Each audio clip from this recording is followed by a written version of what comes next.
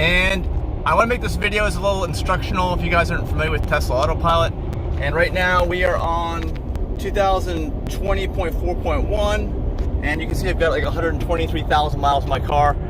And let's start this thing off with a bang, maybe. Not an actual accident. I definitely don't want to do that. But I just watch what happens. Like, my seatbelt is on, but watch. I'm gonna unplug my seatbelt. Watch what happens. Whoa. Okay, I gotta turn it back on again just from unplugging my seatbelt. I guess that's the lawyers right there with the self-driving features. And I didn't even notice that until today when I was preparing for this video. I had to do that. Well, anyway, I am on a little trip here. As you can see, I've got like 46 more miles to Greenest. You can see I've got a leaf on my dash at different events. At 7, the pickup truck does show it, but you can see this other big truck coming up. You see that on the graphics? Let's zoom out. And there is that truck. It recognizes pretty much everything, every vehicle on the screen. If you guys aren't familiar with how this works. It's been sold anyway since. And show you things, but it doesn't. The wheel is different because it's not the leather wrapped or the faux leather wrapped or whatever. I actually ordered this when I ordered the car in late 2016. It's one of these urethane rims, you know, so it's totally vegan. I want to make sure the car didn't have any animal animal hides on it, like they still made on Teslas in 2016. You can see again stuff in the screen. Just showing up a car coming up, approaching on the left. There's the car. It's aware of everything, so you get the idea quickly that this car is smarter than you. It's constantly watching in all directions. It sees what's going on, and it can anticipate things a lot faster than a human being, because there's no way. I don't have eyes in the back of my head. I can't be looking at this in the rearview mirror and forward at the same time and the side views at the same time, but this thing is constantly doing all of that. So once the software gets developed, we know it'll definitely be smarter than a human, safer than a human, get in less accidents, that kind of thing. And you can see how it's doing now. Right now it's not really having to do anything challenging because I'm just going straight on the road here. I've got it set at 76. I've got auto lane change activated, and that is, you can tell that because of Navigate on Autopilot. And you have to select the automatic lane changes, which I have in order to get that active. So if we needed to make a change, like if this car in front of me was starting to go down, let's say 60 miles an hour, well, Autopilot would make the lane change. Let's actually speed up so I can show you how that works. Let's lock us on at 85, even though I don't really want to go that fast. We'll see how this thing responds as we approach this vehicle with a set speed of 85 miles an hour. Actually, can I set it any higher than that? I can set it to 90. Wow. Okay, now see it's making it's signaling. It's looking, it looked. You can see where it shows you it's going to appear next in the lane, and boom, it does it. Okay, I'm going to drop it down now. I don't want to go 90 miles an hour. This thing will do it with ease, but I don't want to do that. I want to go back. And I would think if I slowed it down like that, all right, it's not going to do it, but I'm going to make the lane change so you can see what it looks like, the graphics. See how it shows you where it's going to be? And it shows you going right into that spot. Now, I need to turn the signal off manually because I did that. But you see how it works. It's almost like you're playing a video game, only it's your car driving, and it's controlling the game. And I would say, you know, at highway speeds like this, this system is so reliable now. Although it has shut off from time to time, and I've made videos on that. This suddenly shuts off. That doesn't happen very often. I use it a lot, and that rarely happens, but it does happen.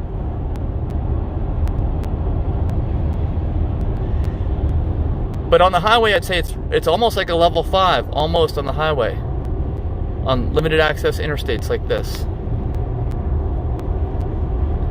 So if you look back at some of my previous videos, and if you haven't subscribed yet, go ahead over to my YouTube channel or any browser. Just type in adigitalnomad.net. That's adigitalnomad.net. I've got over 3,000 videos on that channel. You can go back and look at the history of how AutoPilot used to be. I mean, it used to be that this wheel is constantly going back and forth, back and forth. I remember when I first got it, I have AutoPilot 2. You guys may know there are just 4 different levels of AutoPilot systems. The original Tesla cars didn't have any AutoPilot until about 2014. And then I think they made this sensor suite standard, I believe. And that was AutoPilot 1. It had only forward-facing cameras that went forward like that. It didn't have any cameras on the sides, because there's 2 cameras on each side of the car, and it did have a backwards camera, because you can see I'm looking at that, but I don't think that backwards camera was effective at doing anything with the AutoPilot 1 system. Let me know if you know any different. But then they added the side view cameras. You can't see them now, but as you can see from it viewing vehicles approaching me when they do, it's using those cameras and other proximity sensors and determining what's going on. Then there was AutoPilot 2. Once AutoPilot 2 was released, that was in October 2016. AutoPilot 2 included, I believe, the upgrade went from just forward and rear facing cameras, and actually there's a radar there too, and a few proximity sensors, but it lacked side cameras. Okay, AutoPilot 1 lacked side cameras among other things, because AutoPilot 2 added those side cameras, which is 4 in total. 2 on the driver's side, which you can't see, 2 on the passenger side, which you also cannot see. It added those. It also added redundancy to power supplies from the battery to the motors. There's redundancy there in case something goes wrong. And there's also redundancy in the steering. You know, the steering in these electric vehicles, there's no traditional direct connection. I don't think anyway. Yeah, I don't see how it's even possible. I don't think there's a direct connection between the wheel and the tires. But there has to be a redundant system in case the steering fails when the car is driving. So all vehicles built since October of 2016 have those redundancies built into the steering, into the battery system in terms of the powering the motors, and also has added 4 additional cameras. And when they launched AutoPilot 2, they kept the same control unit, which is right here. I have the control unit. It's MCU1, Master Control Unit 1. That's what I have on my vehicle. Since I kind of slid in, if you've heard some of my videos, watched them on digitalnomad.net, you've known that, you know, I think that the most valuable Teslas have already been created. They've been built between October 2016 and ordered before the end of 2016, December 31st, in a few months' time there. Mine was ordered before the end and built in March, I think it was. That's when I took delivery. So all that took place, but I got the old MCU. I didn't get the upgrade to the 100 battery. At that time, the new MCU was not available, but the 100 battery was. But I'd have to lose the free lifetime unlimited electricity at superchargers for the life of the vehicle. That was the old plan. The new plan, if you can get unlimited free supercharging, it's for the life of the original owner. It's not for the life of the vehicle, so it doesn't add as much as from an asset point of view as one that's for the life of the entire vehicle, regardless of ownership. So then into 2017, I believe it was. I think it was 2017, summer 2017. They upgraded to what they called AutoPilot 2.5. And I believe 2.5 was the addition of MCU2. Now it looks the same on the outside. It's a screen here. Right behind it is the at least on S and X, right behind it is the computer. This is before Model 3 was launched. They upgraded the computer, so they had produced the original computer. If you think about it in terms of computers and how fast that changes, from 2012, 13, 14, 15, 16, 17. It was 5 years of the same computer, and I've got that. So this is like a 2012 computer in a 2017 early build car. Then summer 2017, they upgraded to a newer, much faster computer, which I don't have, unfortunately. Elon Musk originally said you could upgrade to it, but now he's kind of backpedaled and says he can't. It may have something to do with economics of the company, because that would be that would make the Teslas I think are going to be most valuable even more valuable if you could upgrade the MCU2. It just makes it a much more pleasant experience, and I'm sure there'll probably be additional features, and I think there are, like real Sentry mode. I have a Sentry mode, but it's like a half-ass Sentry mode. It doesn't do all the things that the full Sentry mode does because I don't have MCU2. So you got to think there's all these little combinations, and if you're thinking about buying a used Tesla, you really need to know this. You need to know what you're buying, and it's really hard to tell sometimes. So MCU2 came along. That was AutoPilot 2.5. That was the change. And then I believe in 2018, I believe it was like spring of 2000. Well, actually, maybe it could have been 2018 when they launched 2.5. For all I know, I may be wrong on that because it's actually 2019 in the spring when they announced the new full self-driving computer. Because in S and X, they're different than 3 and Y. 3 and Y, which is Y is about to be launched. It's a small SUV. Have only one single computer that controls everything. And of course, their screens are landscape instead of portrait, like this is. But I have 2 computers. S and X have 2 computers. They have one, the main control unit behind this screen here, and there's another computer here on top of this compartment. They call it the glove box, right? Does anyone wear gloves? You don't even need gloves for self-driving car. I don't know what they call it now. Anyway, that over there is the other computer that I have. And I have a computer in there, but unfortunately I can't even display right now the new self-driving visualization. You'd see like more on that screen. You'd even see cones, stop signs, traffic lights, everything that it sees, even though it doesn't react to them yet. But I can't show those because I don't have the new computer, and because I also don't have the newest software, I don't think, or maybe I do have the new software, I'm not sure, but I don't have the new computer. That new computer, self-driving computer, which they announced in the spring of 2019 and started installing on all new vehicles built since then, was the full self-driving computer, and that completed hardware 3.0, AP AutoPilot 3.0. So I've got AutoPilot 2.0, I'm way back, but I will upgrade to, I don't know, I'm guessing AutoPilot 2.75, I'll call it, because it'll be above 2.5 when I get the full self-driving computer over here. I'll have all the visualization, but I'll still be stuck with MCU1. And if anybody knows if Tesla's going to allow the upgrade to MCU2, please let me know that in the comments.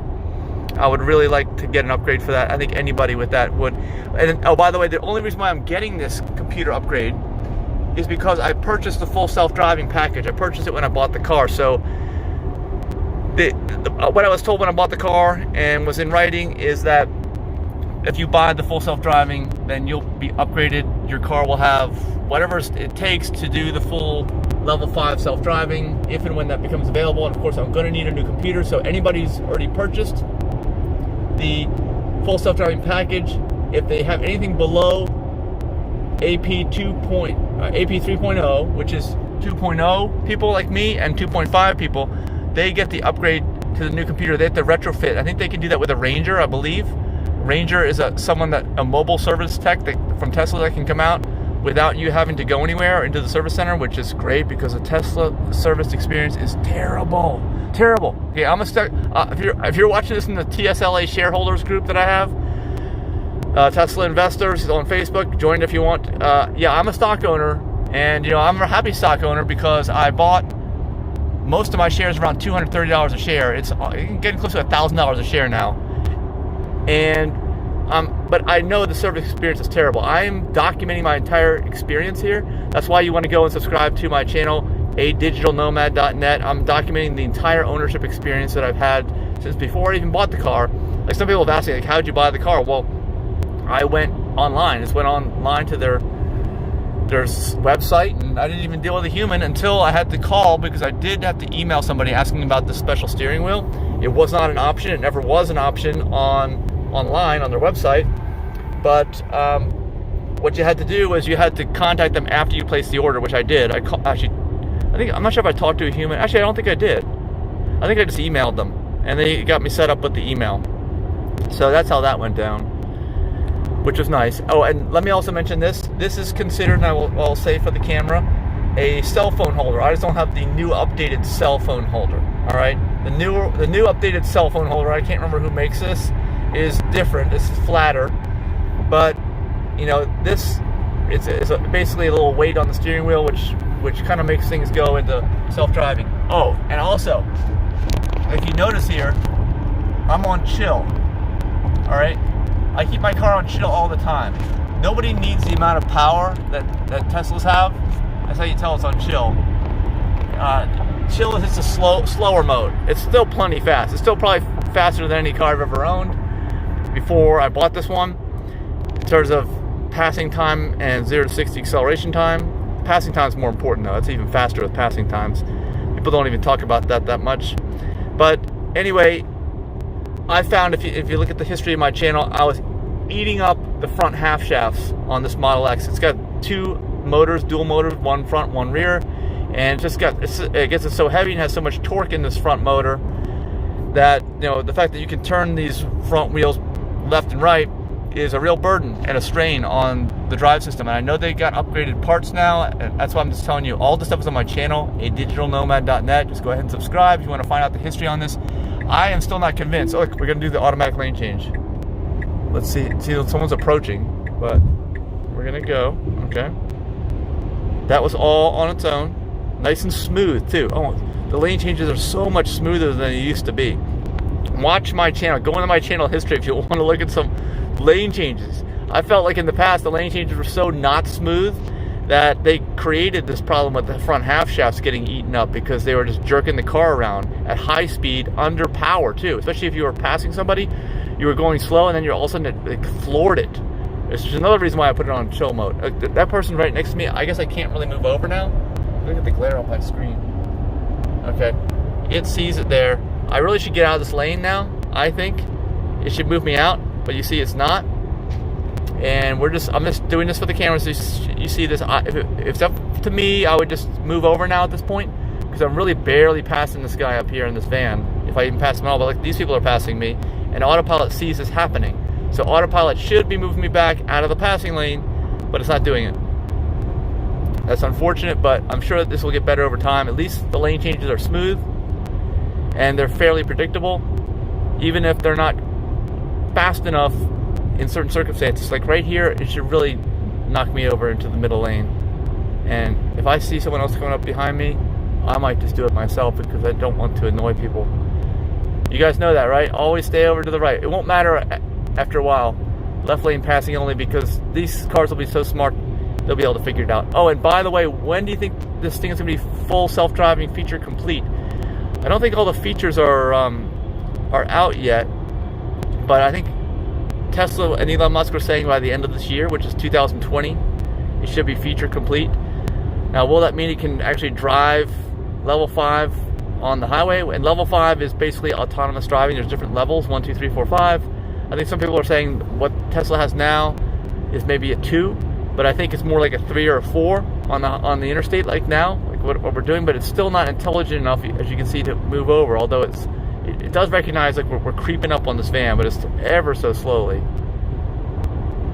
In my mind, it really should have moved over. Yeah, we're just barely creeping up real slow.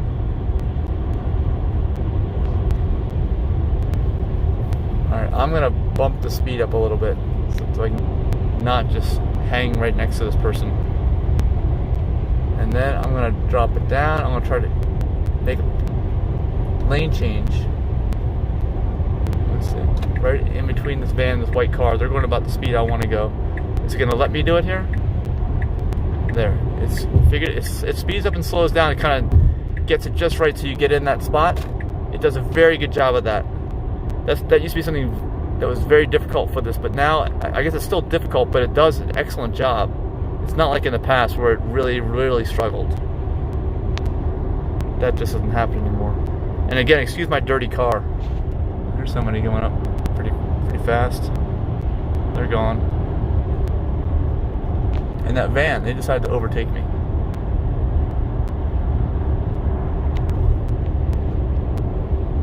Actually, I'm going plenty fast as far as I'm concerned.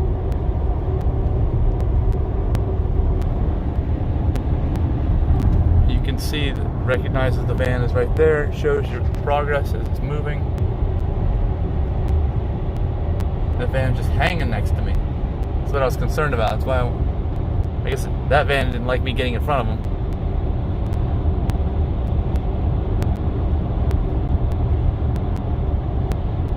Comment with your own experiences too with AutoPilot. If you're a new AutoPilot driver, if you've had your car for a while and you've seen all the software upgrades, and really I'm only talking about AP 2.0 and above, specifically with full self-driving option, because AutoPilot 2 without it is not going to have all the features right now, because it does. Not only is it limited because I don't have the computer, but it would be more limited if I didn't have the full self-driving option. There's other features that wouldn't even be available to me right now, such as, what is it? I can't remember what all the features are, but smart summon in parking lots, things like that.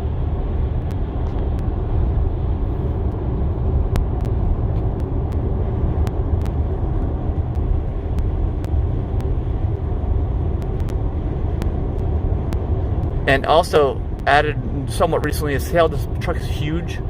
If it senses that, it'll actually scoot over in the lane. Yeah, I think it's scooted over to the left. Yeah, see, it's not centered anymore. Now we're over to the left. We're not centered because it senses that that truck is large and it's hogging up a lot of lane. Once I go past it, it'll recenter the vehicle. There, and it's there, recentered it right now. See, now we're back in the center, which is nice. It never used to do that until the recent upgrade. And it's kind of funny, I'm talking to you about all this stuff on a car, like I showed you before, guys, that is like 122,800 miles on it. And I'm still getting upgrades, and it still works, and it's going to be smarter and smarter as time goes on. Here's another big truck, oversized load. Let's see how, let me see if you can, I want to zoom in here on the screen so you can see, it shows that the car is right in the middle of the screen right now. You saw that truck. We're approaching the truck. I just want to show you if it does scoot over. Actually, that truck's way on the right. There, it moved over a little bit. Whoa. Well, you can see where it's getting tight on both sides. Well, anyway, that wasn't a good example. And actually, that earth mover that was hanging over the edge, I don't think AutoPilot really catches the fact that that earth move was hanging over the edge. It really is just looking for the main part of the vehicle, which is, I'm just letting you know, you got to really watch out for that when you're driving. Don't assume it's going to see that thing hanging over the edge on that 18-wheeler back there. Any kind of oversized loads is just not quite there yet. I probably shouldn't have done that, but at least I didn't end up scraping into it. That would have been bad.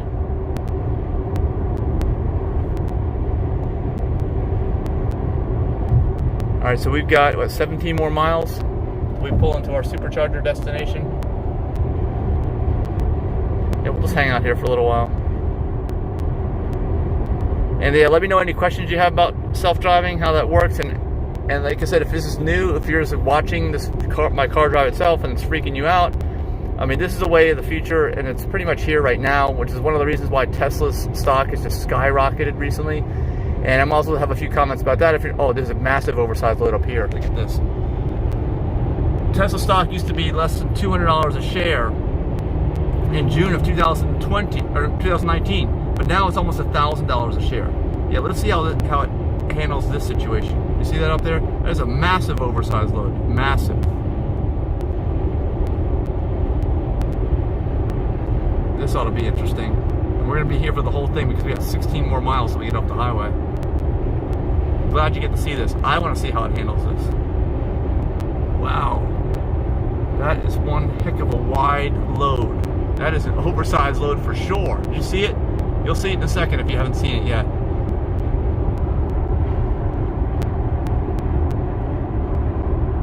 I'm not going to get into the right lane because I can't stay in that lane. I already know that. Now this truck is not going to be able to pass it, I don't think. I think I may have to manually pass because this 18-wheeler, I don't know if they're allowed in the left lanes.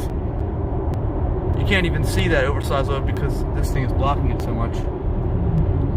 So we're not going to have any kind of challenge here, I don't think. And actually, I'm not going to touch the control yet. I'll see if it's going to tell me to get over to the left.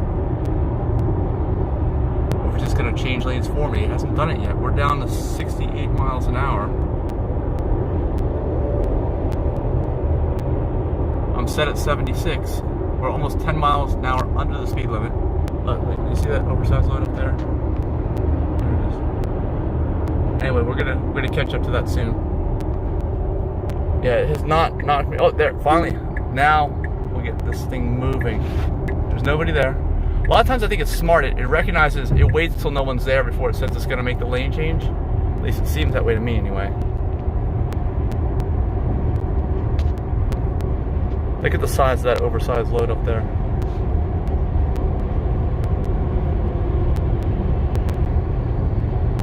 That is like almost 2 lanes wide.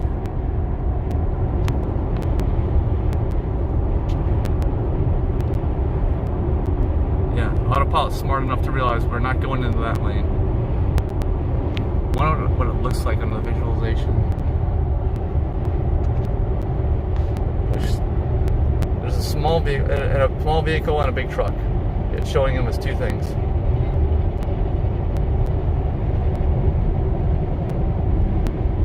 Wow, that's a big hot tub. Is that for like Disney World?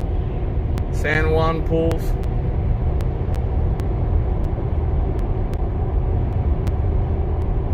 There's another oversized. Oh, that's a front truck up there. I guess it's not another one. They just have a front and a back truck. That front one is really far ahead. We should move over to the right lane now. We definitely should. You think, right? I mean, why are we hanging out in the passing lane? There's no one to pass. This is one of these times where the software is just not quite ready for prime time. It hasn't figured it all out yet. See, that truck should not be passing me. We had plenty of time to get out of the way. And the system just didn't do it.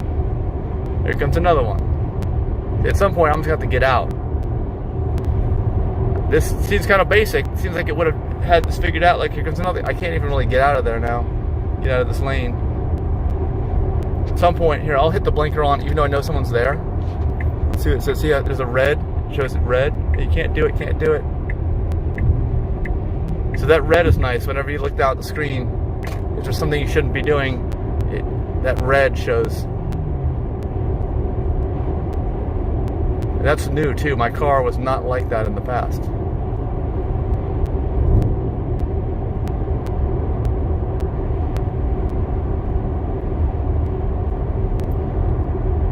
So many features I've had added since the car was new. Like the windshield wipers are automatic. I didn't have automatic wipers when I got the car. Believe it or not. This is an expensive car, over $100,000 when it was new. I didn't have automatic wipers. But those cameras that mount forward, they actually see the rain, and they use those cameras to, to basically watch for raindrops, and they programmed it in, and then they added automatic wipers. Now I have automatic wipers. That took about 1.5 years, I think, almost, after I got the car, I think, until I got automatic wipers. It seemed kind of basic compared to these self-driving things, that they would have had that early on, but I'll tell you, it is tough with these cameras, and I've done some videos on that on my channel too. Remember, it's at adigitalnomad.net. adigitalnomad.net is the channel. Go subscribe. I've shown about how these cameras have some weak points when you're driving, specifically with condensation, heavy fog, and then it knows when your wiper's wrong because your wipers are constantly cleaning right in front of these 3 cameras. There's 3 cameras behind you that point forward. So it knows to limit your speed actually when it sees that the wipers come on. It's all integrated like that. Yeah, we're gonna move over to the left. Yeah, we're scooting over to the left side of the lane a little bit.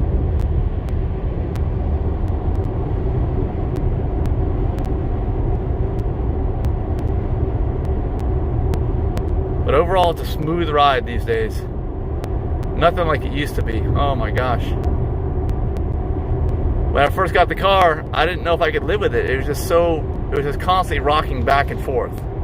Like the worst nervous driver you've ever met, On the highway, all the way down the highway, all day. It would do it. But it was neat because I didn't have to have my hands on the wheel. It was doing it. And if you look at my videos, you see what I'm talking about, just search them up. You can see some of that history there. And thankfully, it's already ancient history. It's not even that long ago. And it's the same car, which is even funnier. My same car has gotten so much better. There's an X5. Alright, we've got 9 more miles till we get off. I might just hang on here till we pull up to the supercharger. You can see how we do on secondary roads and what it can't do, which is basically nothing. It can't really do anything on secondary roads. And we just moved over to the left. It sensed that truck. We're not in the center of the lane anymore, according to the graphics. I can see we moved over. Now we're back over to the center, right there. Just made the transition. Yeah, it's so nice about that because the dotted line and it just never moved. It never skipped the beat. So if that person just drifted the least amount of, space, drifted over a little bit. Way up here, coming up here in a second. With the on-ramps, doing that too. And I know that a number of people who have Teslas around that time frame with that software got an accident on the highway on the acceleration lane. It's a known phantom braking issue. This is one of these wild. You seen these things worse just south of Ocala.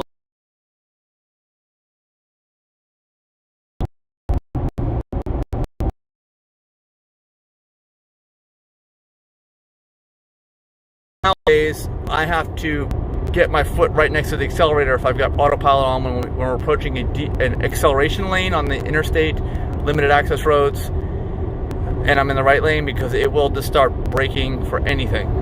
And a lot of times it'll brake for no reason at all, but it only does it in those areas. It's not a real true phantom braking thing. It's just looking out, it's being overly sensitive. I guess the lawyers got involved, when there are accidents now. It's like hypersensitive now to anybody that might even be there. More often than not, like I said, there's phantom braking that occurs. It's especially bothersome when you're towing a trailer. I'll tell you that right now. If you've seen some of my trailer towing videos, I've got one where I was towing for about a 1,000-mile trip when I first got my trailer. It's a really cool video. It's like 3 hours long. It shows you everything that I experienced with that. And that is really annoying when you're towing your trailer, because you're usually going slow, you're in the right lane, and that thing, I just got to keep my foot down on the accelerator to push that thing down, because I know it's just going to break at some point. And the way you counteract that without shutting the system off, which is then you got to start it up if you shut the system off, is just get your foot on the accelerator. It says it limits functions at that time when you're doing that, but at least you're not going to lurch forward because they hit the brakes, and you lose all the momentum too if you're towing. So that's not fun. You don't want to do that. All right, we got 4.8 miles now as we get off. So if you haven't been ever driven a Tesla or driven in one, like I said, all Teslas are capable of this, built since October 2016, unless you didn't pay for the full self-driving. It is an option. It's like $5,000. So a lot of people who buy Teslas don't get it. And it is like software. It was bad at first. It's really been really bad, and it's definitely not perfected. But eventually it will be, and who knows? Then according to Elon, they're going to charge you a lot more money then. So I'm like an early adopter against these early adopter benefits. This person's mirror is way out there. So even if you've been in a Tesla, they may not have all these features. And I can't wait till I get that full self-driving computer. I would love to get, like I said, the MCU upgrade, because my screen is already yellowing. I know there's an ultraviolet treatment apparently. If anyone's got the ultraviolet treatment, let me know. How long does it last? Does it even last very long at all? It needs to last for a while. I hope it does. Alright, we're getting real close now. 3.3 miles, 3.2. I'll show you how we get off the highway. I'm going to let AutoPilot and Navigator on AutoPilot do all this on its own.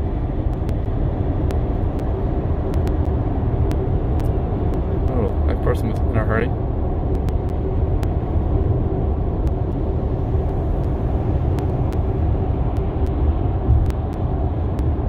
But it's starting to get crowded. We're approaching Ocala. A few more cars on the road. Not any kind of major traffic by any means, but this whole system does very, very well in major traffic. I've got a lot of videos on my YouTube channel too. Check it out. digitalnomad.net. All kinds of videos. Just search up the channel. Now, I've gotten into some really sticky situations actually on the DC Beltway where it's done this Navigator and AutoPilot by itself.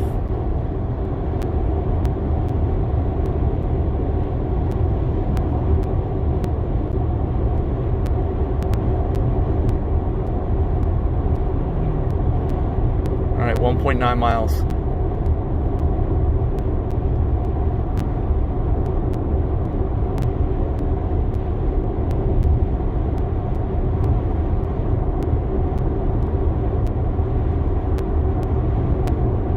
I'm not going to do anything. We're going to let the system decide what it's going to do, when it's going to do it. I'm just going to show you how it does. We're going to watch.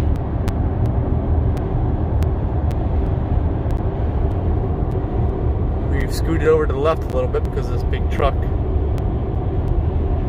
can see on the screen we're scooted to the left, and now we're moving back. Now we're centered. Now we are. Just moved us back. It's doing better in that transition too. When that feature first came out, it was pretty abrupt. All right, there you go. See what it's doing. That was easy enough. Oh my gosh. That was pretty easy. I don't know if it waited till it passed that truck and then hit the signal, because sometimes it can be real dumb, and hit the signal where it's not going to get in at all. But if it's got to go, someone's got to brake or speed up for me and help let our vehicle in, and it still does really well. Like DC Beltway traffic, like I was saying, I've got some automatic lane changes with navigating on AutoPilot, and it seems to do a really good job. Now there's no deceleration lane here, so it's got to cut off quickly. See? No deceleration lane. See how smoothly it can do this? That's good. Exit speed limit 35. Alright, navigating AutoPilot is off. I'm going to lower the... Whoa. Right, we're braking. I'm going to have to take over here in a second. It's doing all the braking though. I'm not doing any of this. And it's obviously not going to pass this vehicle. But I'm still not doing anything. I'm still just letting it do its thing. It might get me right into my lane too. I might not take over at all. It's doing this.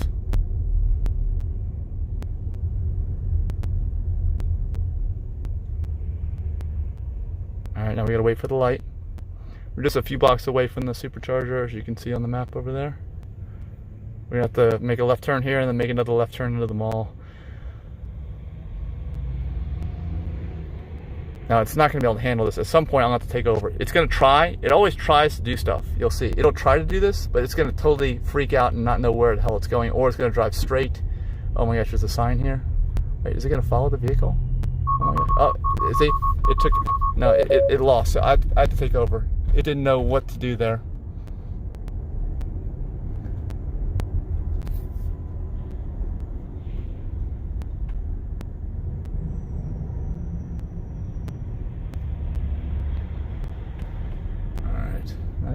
Truck decided not to go. It's asleep at the wheel. I'm doing all this. I'll turn it back on so you can see how it does on secondary roads. I want to lower the speed down. I want it to get it'll get up the speed fast, even with the chill mode. It always does. See, it's nice and smooth on the braking. Actually, it doesn't really do any braking until the very end. And the pedals do move when it's starting to do stuff like that. I think the brake pedal, anyway, I think if I remember, I see it go down. The accelerator pedal doesn't move, but I think the brake pedal does. But it really doesn't have to brake at all. If you've ever driven a Tesla, as long as you have it on standard regen and not low regen, as long as your battery pack isn't almost all the way charged, because if it is, it cuts off the regen. Or as I found, if the battery pack is starting to get hot and as you're going to supercharge, it will not let you regen either. But as long as it lets you regen like normal, you almost never need to use the brake in a Tesla. You can pretty much one-footed driving anywhere you go. And it used to be like you were totally out of sync with traffic, but now as more and more people are getting electric cars, you're not so out of sync anymore. And as the system's getting better, it's also adjusting, and it's fun to watch. It's cool because it kind of eliminates traffic ripples the more you use your AutoPilot. It only moves when it has to. It doesn't brake early if it doesn't need to. It doesn't brake late. Actually, I shouldn't say that. Well, at least in previous versions, there has been some late braking instances. There definitely have been. And I don't know how far this thing can see down the road. Let me know in the comments if you know.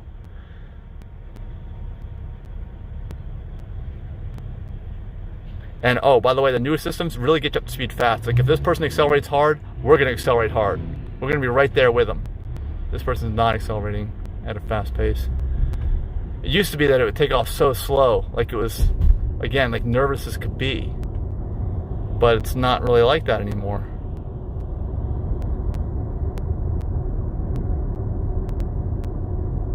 Alright, I gotta bump up a little more speed.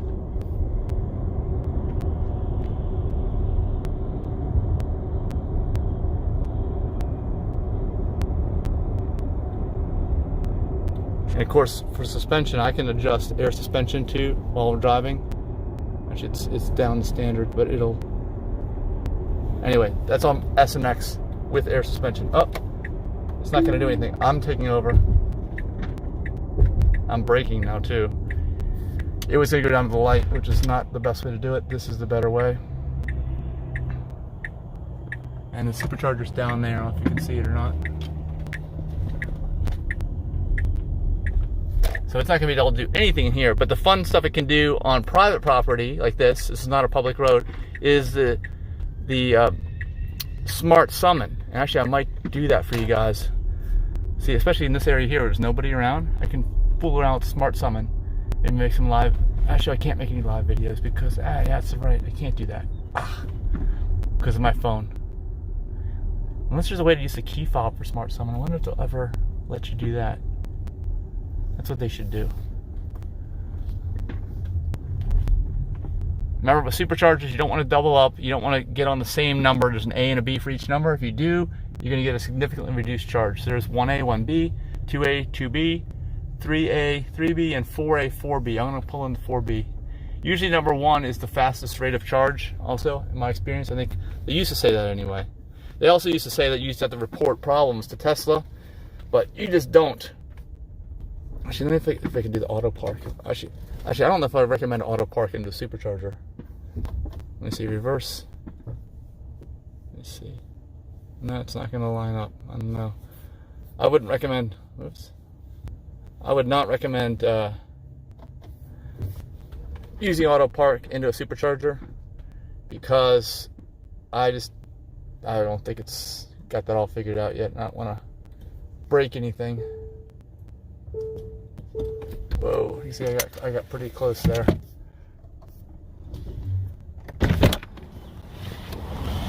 Alright.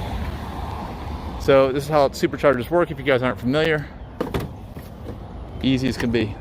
Thing opens up, it's like a sort of semi-button thing, and it connects. It's kind of connecting, transmitting, making sure that everything's okay, and eventually it'll go green if it's going to charge, and you'll see it on the screen also. Right now it's still not quite blinking up. It'll happen any second. There we go, green. Now we're green. And it stays green while you're charging. There we go. And you get a report. That's if I want to go all the way to the top 55 minutes, but I'm not going to be here very long. Anyway, that is it. Thanks so much for watching, and be sure you subscribe to my channel. There's a Model 3 over there. digitalnomad.net. We got so much stuff just like this, all kinds of details, and more to come. See you guys later.